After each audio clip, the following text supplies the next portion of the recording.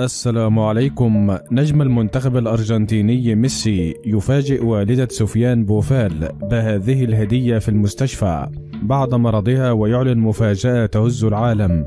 شاهد ماذا فعل معها. ولكن قبل أن نبدأ، عطر أفواهك بذكر الله والصلاة والسلام على سيدنا محمد عليه أفضل الصلاة والسلام، ونرجو منكم الدعاء لوالدة سفيان بوفال بالشفاء العاجل بعد تخلفها عن حضور الاستقبال الملكي الأسطوري الذي خصصه جلالة الملك للاعب المنتخب المغربي ووالدتهم. أكدت مصادر خاصة أن تخلفها بسبب مرضها وخضوعها لعمليات جراحية في قطر، لكن ما هز العالم وهو ما قام به ميسي بعد هذه الواقعة.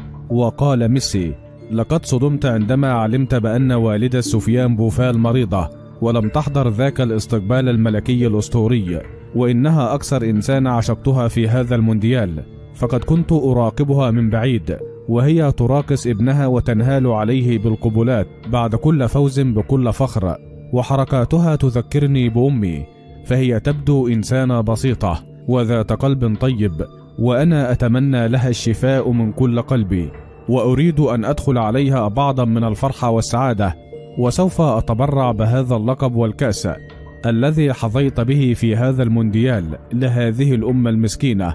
تقبلي مني أيتها الأمة هذه الهدية الرمزية التي أهديتها لك باسمي واسم كل الشعب الأرجنتيني، فتحية حب وتقدير لك ولكل أمهات العالم. ثم انصرف ميسي باكيا. وأنتم ما رأيكم في تصرف ميسي؟ ننتظر آرائكم في التعليقات.